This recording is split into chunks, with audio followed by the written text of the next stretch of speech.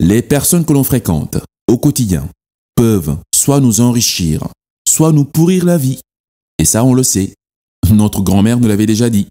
Mais le gros souci, c'est qu'on ne sait jamais vraiment qui on a en face.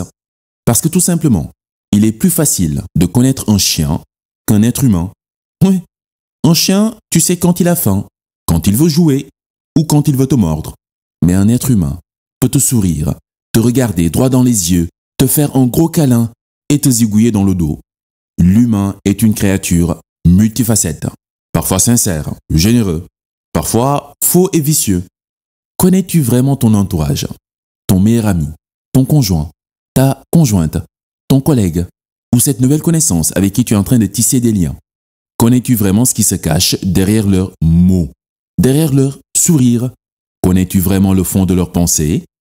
Dans ce post, on va explorer une situation simple, une seule, où tu peux vraiment percevoir le vrai visage de quelqu'un.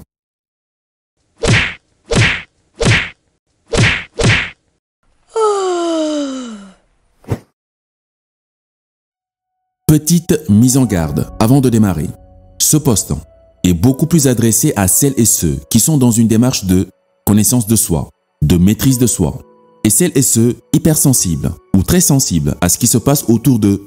Ces personnes sincères et très ouvertes à l'humain qui, parce qu'elles ressentent tout très intensément, risquent de se faire empoisonner facilement par la folie des personnes qu'elles côtoient. Ces profils ont plus intérêt à filtrer leur fréquentation pour ne pas se retrouver piégés dans des relations qui leur pourrissent la vie. L'idée ici n'est pas non plus d'essayer de connaître la personne pour savoir par exemple si elle préfère le mafé ou le couscous. Non, non, pas dans cette façon, aussi superficielle, mais de manière beaucoup plus profonde. Le but est de savoir capter rapidement les valeurs de la personne, ses convictions, ses croyances profondes. Les valeurs en fait c'est un peu comme des panneaux de signalisation dans la vie. Elles nous montrent où quelqu'un va aller. Montre-moi tes valeurs, je te dirai où tu vas.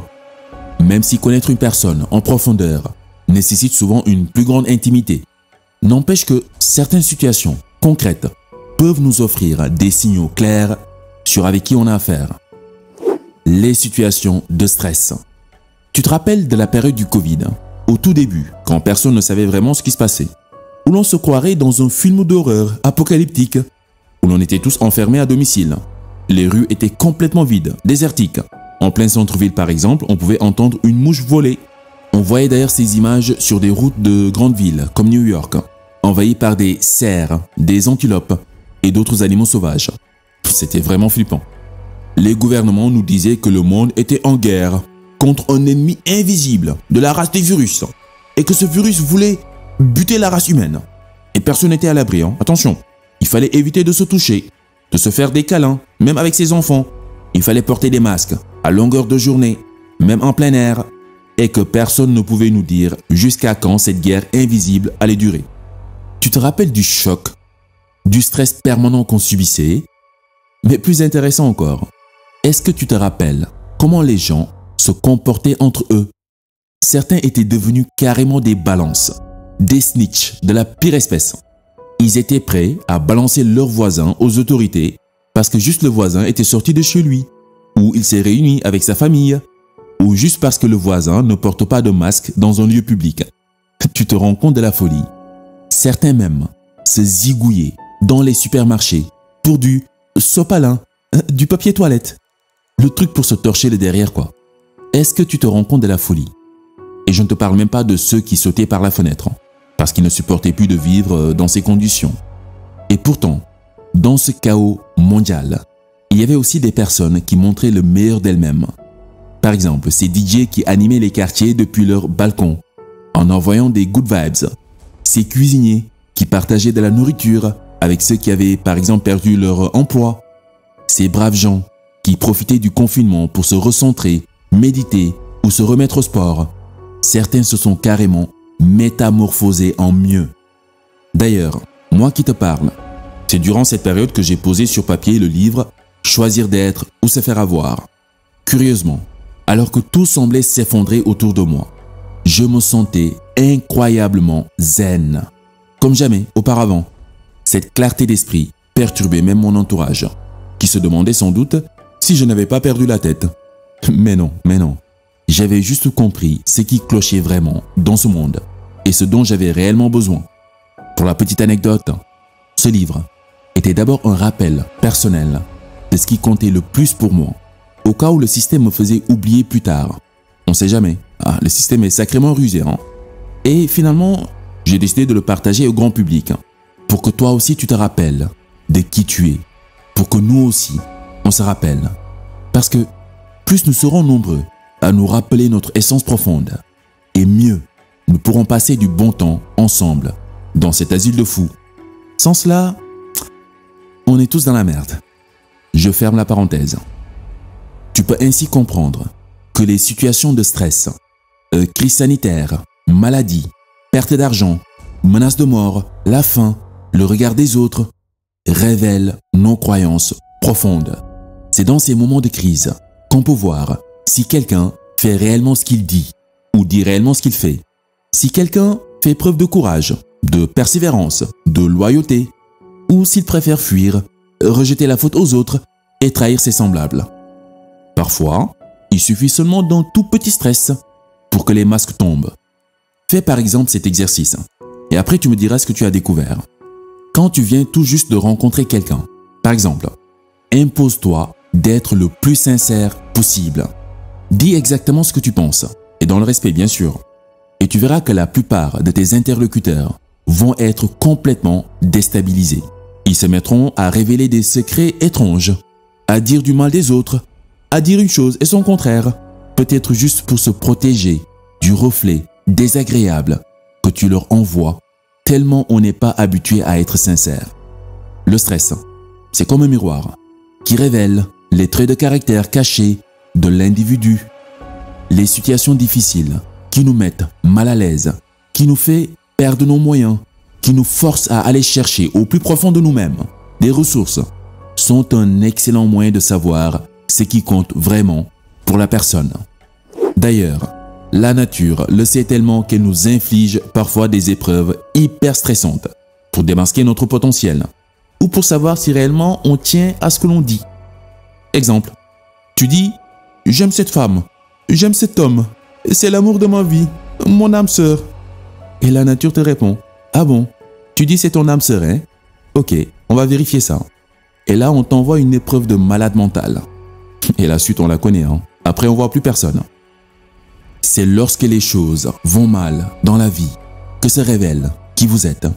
Lorsque tout va bien, tout le monde peut faire semblant d'être merveilleux, disait un certain Sadhguru. Les situations de stress sont un révélateur ultime du vrai visage des gens. Donc, la prochaine fois que tu as un date, évite le classique restaurant cosy avec musique douce et petits plats concoctés par un chef étoilé. À la place, opte pour une expérience qui vous met tous les deux sous pression. Genre, pourquoi pas une séance de CrossFit intense, 2 heures de marathon, ou même un projet qui vous pousse dans vos retranchements, où vous n'allez pas pouvoir jouer la comédie bien longtemps. Et si tu veux vraiment pousser le test encore plus loin, pourquoi pas engager des tueurs à gages pour kidnapper ton partenaire et lui mettre la pression pour qu'elle dévoile ses secrets les plus sombres. Bon, là j'exagère un peu, je suis d'accord, ok? Pas besoin de torturer ton partenaire non plus, hein? Mais je pense que tu as compris l'idée. L'objectif, c'est juste de vous confronter à des situations proches de la réalité. Parce que soyons honnêtes, la vraie vie, ce n'est pas que des restos chics, des hôtels avec vue sur la mer et des gens qui sentent la vanille à chaque instant. Non, souvent ça pue, ouais, c'est bordélique et ça pique les nerfs. Alors autant arrêter de s'inventer une vie et commencer sur des bases réalistes dès le départ. D'ailleurs, je suis toujours étonné par ces gens qui se plaignent que leur partenaire a changé de visage juste après le mariage. Toujours les mêmes phrases. Avant, il ou elle était adorable, mais après le mariage, c'était une autre personne, bizarre, agressive, possessive. Pourquoi je n'ai pas vu ça avant? Eh bien mon cher, parce qu'avant, vous vous retrouviez dans des endroits tranquilles. Des Airbnb bien décorés, avec piscine, Wi-Fi à disposition. Vous n'aviez pas encore passé vos quotidiens ensemble, quoi. Avant, c'était Netflix, chocolat chaud et bisous à volonté. Mais vous n'aviez pas encore goûté à l'ennui, les galères d'argent ou le poulet sans goût mal assaisonné par ton partenaire. Avant, tout sentait bon et brillait. Et maintenant ça pue, il fait sombre et ça gratte. Et tu t'étonnes qu'elle ait changé. Sérieusement, tu ne connaissais même pas son odeur corporelle réelle. Elle était toujours parfumée et maquillée, comme une poupée Barbie. Et toi, tu pensais la connaître? T'es sérieux? Connaître le vrai visage de quelqu'un, ce n'est pas une question de temps passé ensemble ou le nombre d'amis que vous avez en commun, mais plutôt les expériences déroutantes partagées ensemble. Plus elles sont intenses, plus vite tu sauras qui est qui. Pour finir, évitons tout jugement de valeur.